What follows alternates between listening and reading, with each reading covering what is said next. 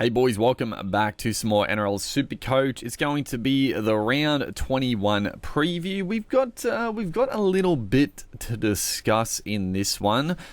We have a couple of options. A couple of choices to make. Not gonna lie, I'm still very salty about the Dane Laurie situation. I just no, it's done this complaining, bro. But this season, man, this season of Supercoach, the amount of times we fucking brought like a pod in for them to literally be injured or suspended, it's insane. But yes, the options for me, I think the obvious trade is Nrl May. I think Nrl May's going to go with the team news. So we didn't go through an official team list discussion, but couple of good things to come out, or like one pretty good thing, one decent thing.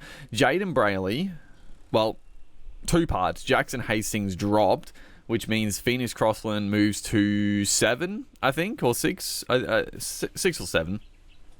Which means Jaden Brayley gets into the starting side, it's nice. Now, they do have Jack Cogger on the bench, and it was talked about that Brayley could, it's probably not likely that he's going to play the full 80 minutes. Probably going to spell him. I wouldn't be shocked to see Cogger come into 7 and then Crossland move to 9. So, it's good. But at the same time, I'm not getting my hopes up that Brayley's going to play good minutes. Honestly, I wouldn't shock me come game day, Jack Cogger start at 7 and Crossland move to 9 and Brayley back to the bench. That wouldn't shock me one bit. But if Brayley can just get just 50 minutes a game, get 35 to 40 points, it's not great. But as long as he's not like an absolute nightmare AE potential, that's fine. Yeah, he's out, looking through the team, he's honestly the only player that is likely to score really badly. Out of everybody else, Liam Henry, when he's on the bench, 30, I feel like 35 is his floor. He hasn't really gone below that unless he's been injured. Probably Liam Henry, and then everyone else is pretty solid. I'm happy to play everybody else bar Brayley. So it is what it is. If he can just jag 35 to 40 points a game from here to the end of the season, then he will be a fine little hold. If not,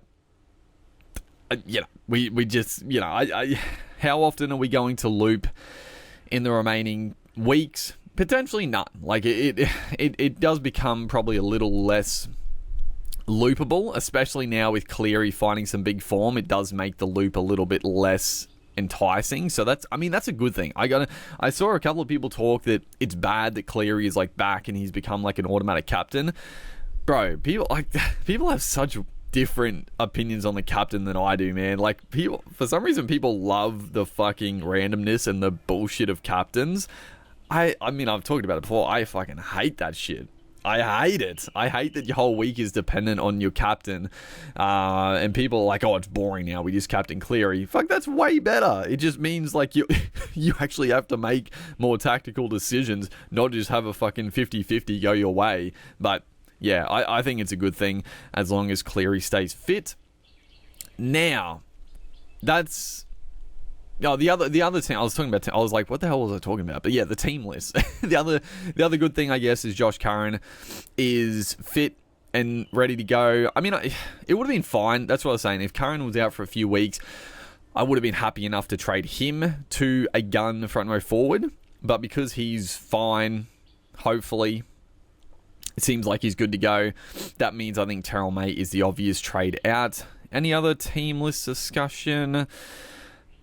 Olukwatu, obviously, they're on the bye anyway, but he'll be back next week. It is next week, right? Yeah, no, did I say round 20? Yeah, I think I said round 21 at the start. It's round 22 preview. Round 22. Don't get mixed up. Olukwatu back next week. That's great to see.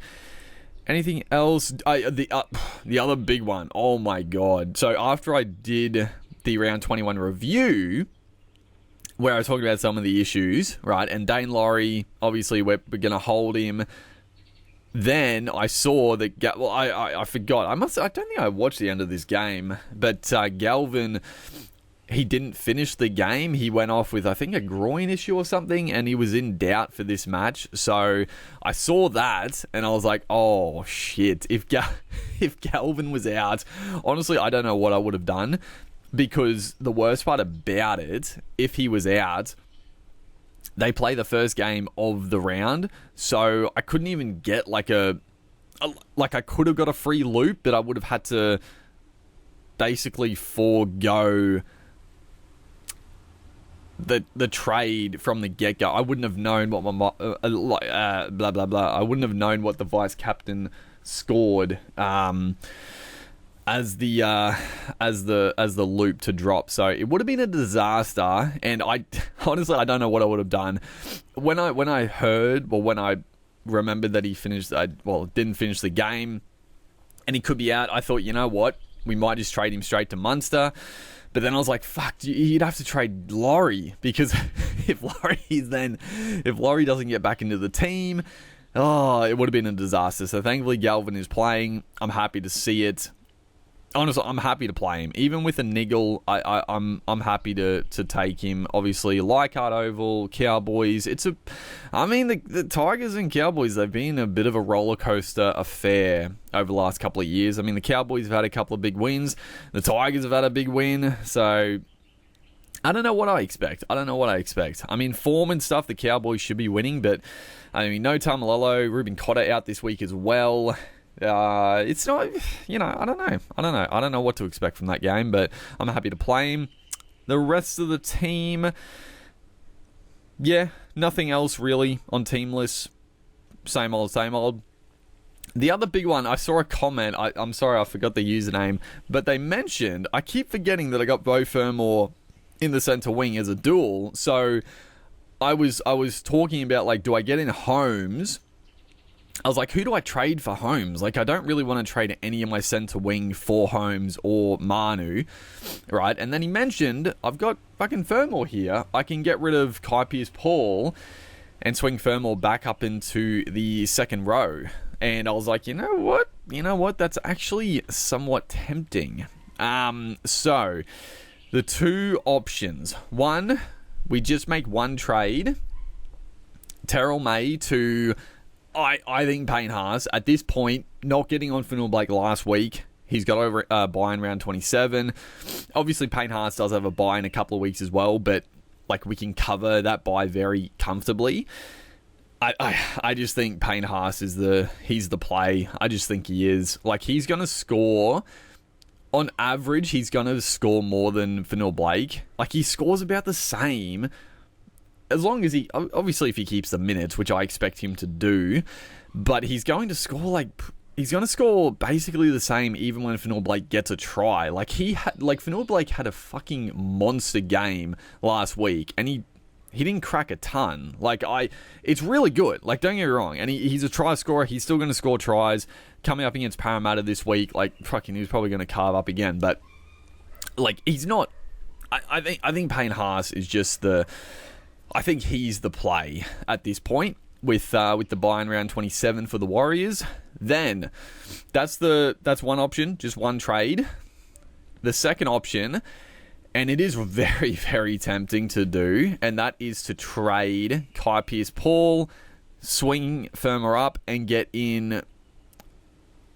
It's either Manu or Holmes, and I'm probably leaning Holmes just because the Roosters have a bye next week.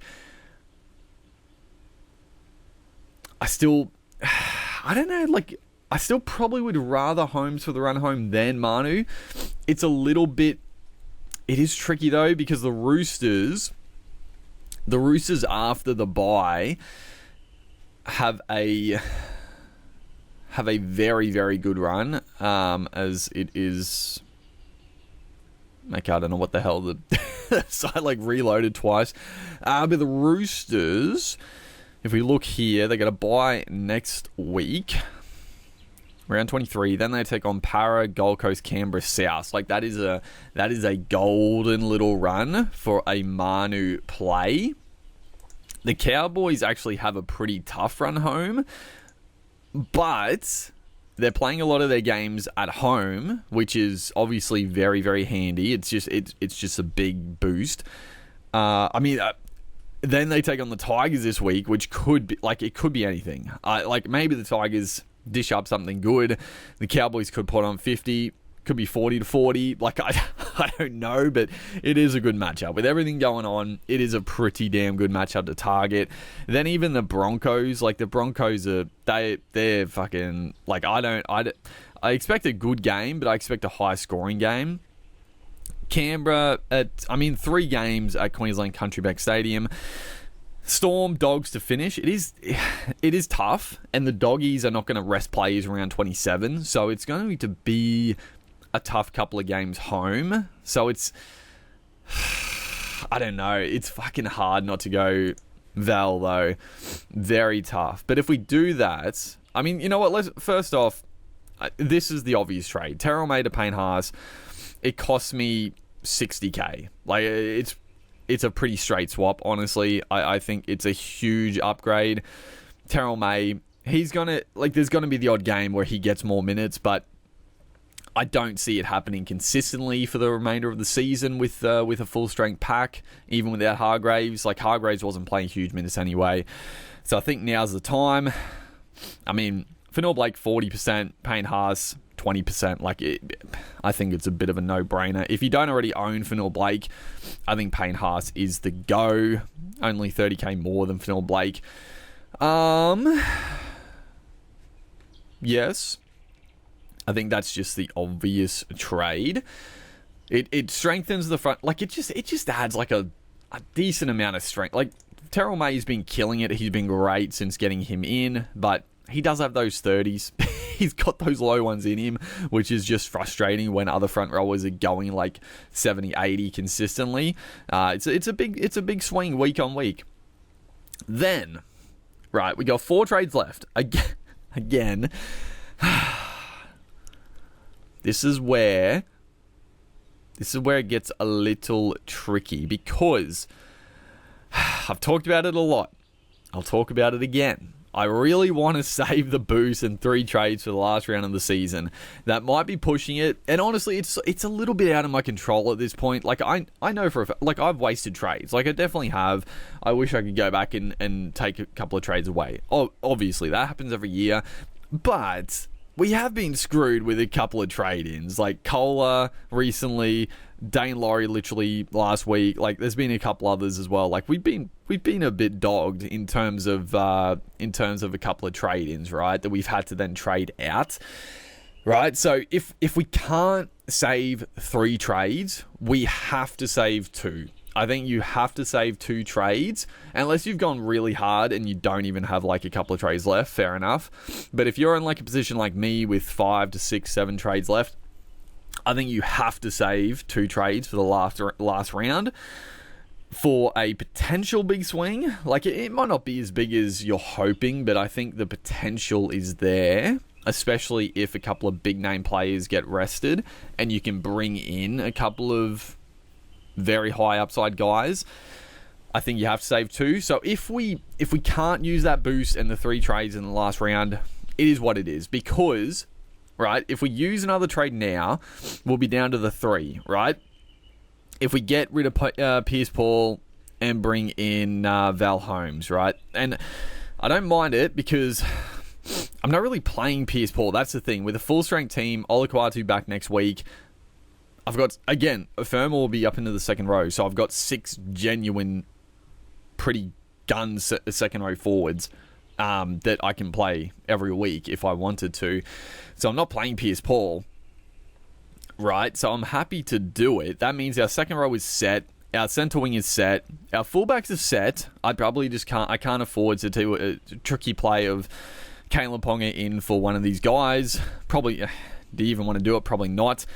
Our halfbacks, they're set enough. Our 5'8s are a bit scuffed. Front row is set. Honestly, I'm very happy with the front row. And again, injuries and stuff, if they happen, they happen. And then the dummy halves, again, I'm set with those. The Cowboys, they don't have a bye. They do have a bye in round 25. It is what it is. I mean, Robson, if you're not playing Robson, it's not that big a deal. He's not going to win your week, right? So it's whatever. Round 25, Cowboys have bye, whatever. If I have to play Brayley or I get a free loop, fine, whatever. I don't really care. I'm not going to trade him out in round 25. It's not worth it. So, in that front, we could potentially save the 3 trades, right? But there's 2 caveats. I would have to... I mean... Dane Laurie's a tricky one, right? He should be back next week, but then that is Edwards back? Hopefully not. Hopefully Edwards is given a couple more weeks. Hopefully Laurie at least plays next week in a really good matchup. That would be lovely. And then the more I was looking at Laurie, I'm like, fuck, does he get a spot in that back line? He might. He may well. He's been in great form. And then even like, if you could, probably the ideal for Laurie, if he does come back for a couple of weeks and then Edwards comes back in, it would be ideal if Laurie gets like out of the 17. If he gets put to 14, it'd be a bit of a fucking kick in the guts, right? Because then you probably have to trade him. But if he's out of the 17, you could just hold him, play Galvin, because Galvin and the Tigers... when do they have a bye? Round 26. So that's not too bad, because I might... Yeah, a lot of things could happen between then. So, yeah, I'm probably... Yeah, it's probably looking pretty unlikely we're not going to have to make a trade in the 5-8 spot. But ideally, if we could just hold Laurie, and then around 27, if the Panthers rest a lot of players again, if Laurie comes back in at fullback or even on the wing, that would be, again, he'd be a pretty handy number. So I'm not too opposed. And I mean, the 5-8s, like, honestly, the 5-8s, there's none of the 5-8s I'm really that keen on. Like, Matty Burns going good, Cameron Munster. Like I said, I do like Munster as a pod play. If you've got like a trade and you want to get in a pod guy, I think Munster is the play. But I can't afford to do that. Like, I'm not going to trade Laurie. I'm not going to trade Galvin this week as well. He's obviously playing. But then who else is there? I mean, Plath has found a bit of form again, but he's scoring like 70s on his best. Like, I don't know. There's not really 5-8s that are going fucking huge. So I'm happy. I mean, okay, Campbell. Campbell is the guy, but fuck, I'm not bringing in fucking Jane Campbell now. Jesus Christ, that one's really hurt me. But yeah, Campbell's probably the only guy there. So I think we just hold it for now, and then weigh things up as they come. It's just, it's a tricky one. It's a tricky one because Holmes is so tempting to bring in.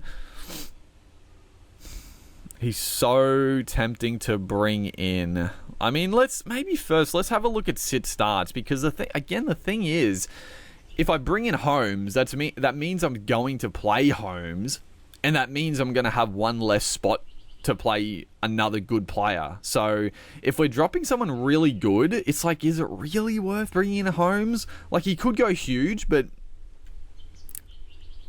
yeah. The player we drop might also go pretty big. So let's have a look at sit starts, okay? So obviously no Tommy, no Garrick. So I'm happy to start Kale Iro. Actually, yeah, we're gonna be down a couple of big name players. So maybe I do look at it. Who are the Sharkies playing? Yeah, Rabbits. Yeah, that's pretty good. Obviously playing Young. Obviously playing Kiraz. I mean, we'll play Fermor for now. Greggy Marju, I mean, Panthers against Newcastle. I don't love Marju. I'd probably prefer playing McLean. I think I would go McLean over Marju. Like, you know, Marju, if he scores a try, he's going to get like 70, 80 points. But is he going to score a try? I mean, Ponga back. I don't know. It's not a great matchup, but it's one of those ones where he could score a try and get like 70. I wouldn't be shocked if he does, but I'd probably play McLean just on the upside chance. Obviously, Galvin over Laurie. That's fine. Cleary, obvious. Dylan Brown. Who are they playing? Warriors, I mean, I'm pretty happy to play Brown for sure. Our back row, obviously very strong. We'll play, I mean, yeah, the three here. I know there is a bit of talk about trading Nrl without Nico Hines. I understand it for sure. Like, I could do Nrl instead of Pierce Paul, but I don't know. Without Nico, he scored 96 the other week. With Nico out around 18 as well. Like, it's one of those ones. Like, he's a back rower. They're going to get 40s. Like, Crichton got fucking 49. Like, it's going to happen. He's found some good form. I do think no Nico does slightly hinder it, but it's such a good run home. Like, I don't think the Nrl trade is a very good one, honestly. Fafita will obviously play. Our front row, Haas, Curran, and Reece Robson. All right, so we need one more reserve out of, I guess, Fainu against the Cowboys. Not the worst. You got Fainu, you got Pierce Paul, or Greg Marju. Or we bring in Val Holmes, and that makes the choice very easy because we're obviously going to play Val Holmes. Oh, fuck, it's very, very tempting. It's very tempting. Very tempting. It'd bring us down to 3 trades, but again, like, the team is set apart from our 5/8s. And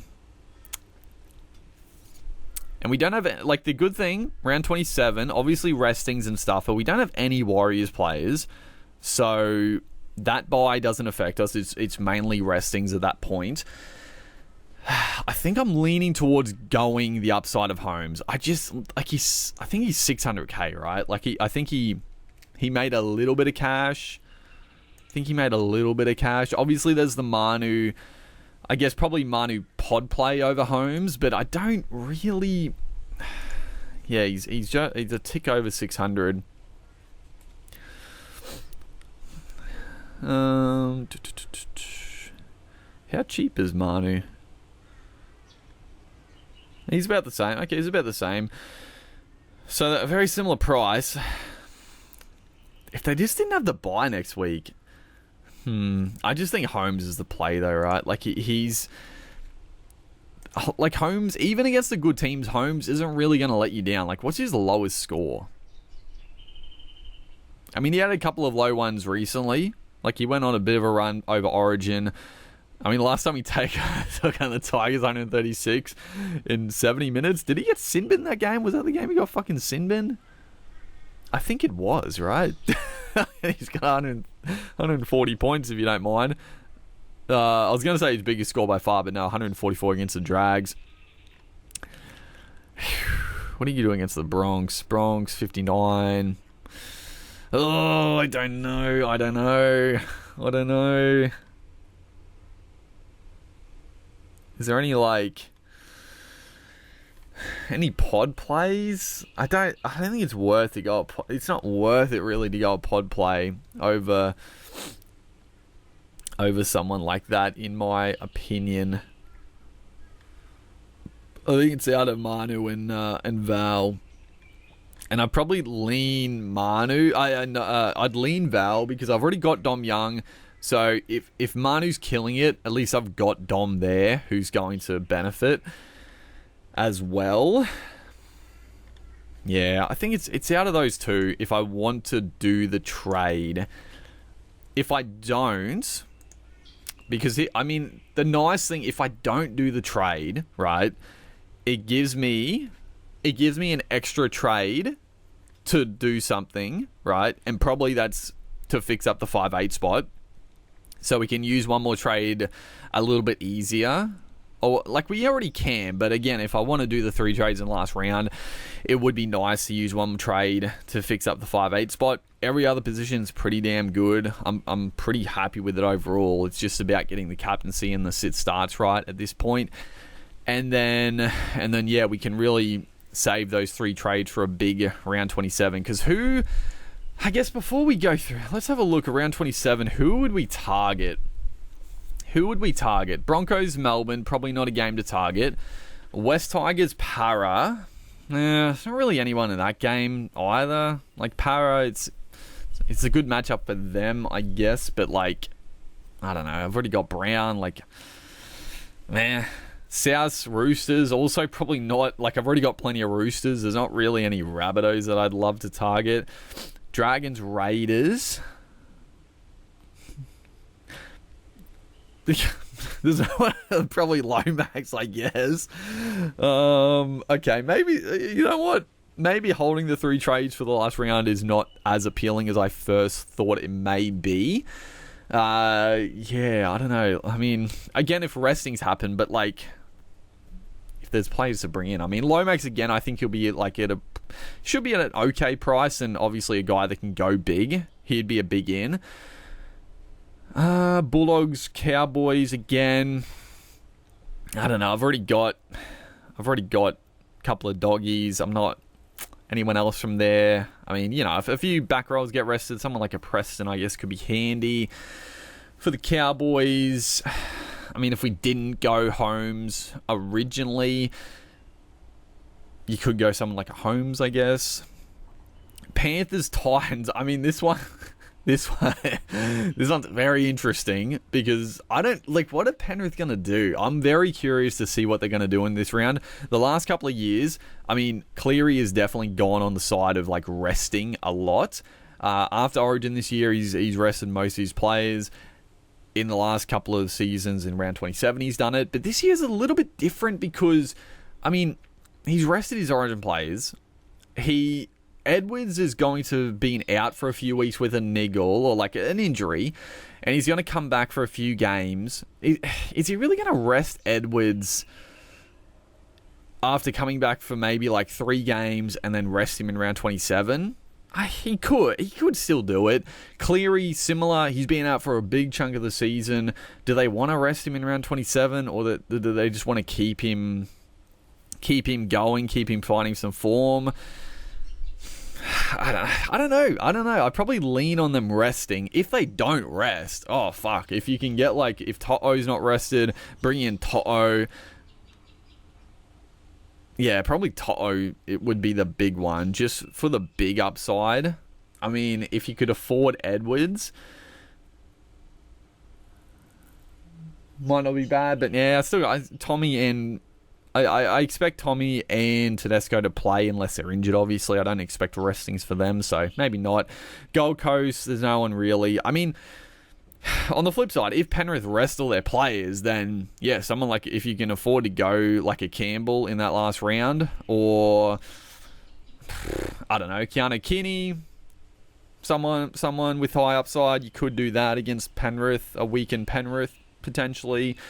Manly, Sharkies, again, like, Manly were obviously the team to target last year, but the Sharks, I don't expect the Sharks to really rest players. I expect that to be a pretty tough game. Yeah. And then Newcastle Dolphins. Again, I've already got 2-gun fullbacks. I don't know, yeah, maybe not having 3 trades, it's not really not that, doesn't really matter that much, honestly, like looking at it. Because I'm thinking, like, the players that I think might get rested, let's have a quick squiz. Cleary gets rested. Halfbacks. I mean, I guess like Jerome Hughes, Sammy Walker, DCE. There's definitely some good options. So the halfback is definitely, it's definitely important. The front row, like, I don't expect restings here. Angus Crichton, like, I would expect a rest, but they're taking on the Rabbits. Like, it's a rival. Like, they're not going to rest fucking Crichton against his old club, against the old rivalry. They're not going to rest Crichton, I wouldn't think. Katoa, I mean, against the Bronx, Storm aren't going to rest against the damn Broncos. They don't want to fucking let us win.